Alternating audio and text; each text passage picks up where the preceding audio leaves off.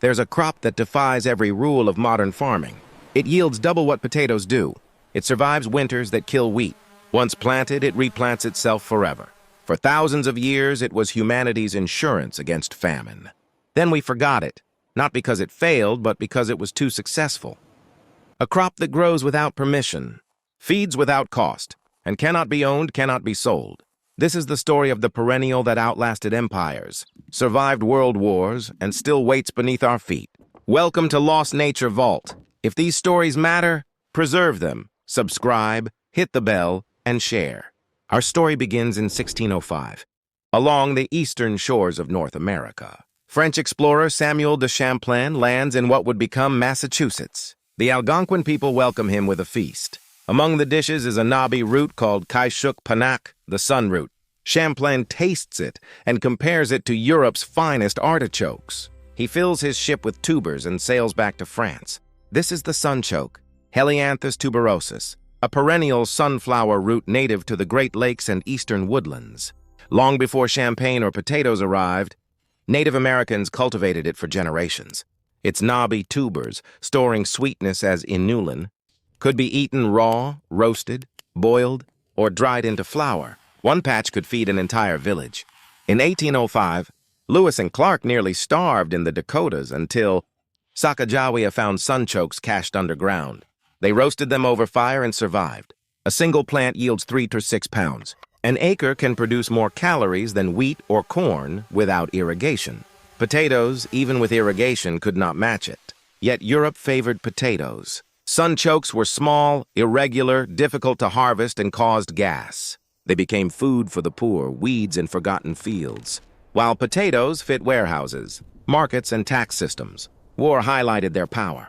During World War I and II, sunchokes saved people when blockades and occupation stole other food. Millions survived on these underground perennials, even as generations came to despise them, associating them with hunger, hardship, and occupation. Nutritionally, sunchokes are remarkable.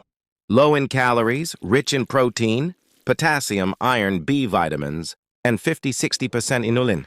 This prebiotic fiber feeds beneficial gut bacteria, improves digestion, supports immunity, and regulates blood sugar. Unlike potatoes, they store energy where drought cannot reach and thrive in cold, poor soil, and extreme conditions. Despite their resilience, industrial agriculture rejected them. Crops must be uniform, machine harvestable, store well, and deliver predictable profit. Sunchokes refuse all this. They mature unevenly, spoil quickly, and resist control. Yet that's precisely their strength. They outproduce potatoes, heal soil, feed communities, and require no middlemen. They cannot be patented. They are inherently free. Other crops like amaranth or mesquite were similarly erased, not because they failed, but because they succeeded outside chains of control. Sunchokes survived in ditches, roadsides, and gardens, patiently waiting for those who would remember. Today, they thrive in farmers' markets, permaculture farms, and home gardens. Climate change threatens traditional crops, but sunchokes were born for chaos. They endure drought, cold, and marginal land. They outyield corn with 1/3 of the water. Their lesson is simple: abundance does not require control. We did not lose the sunchoke, we forgot it.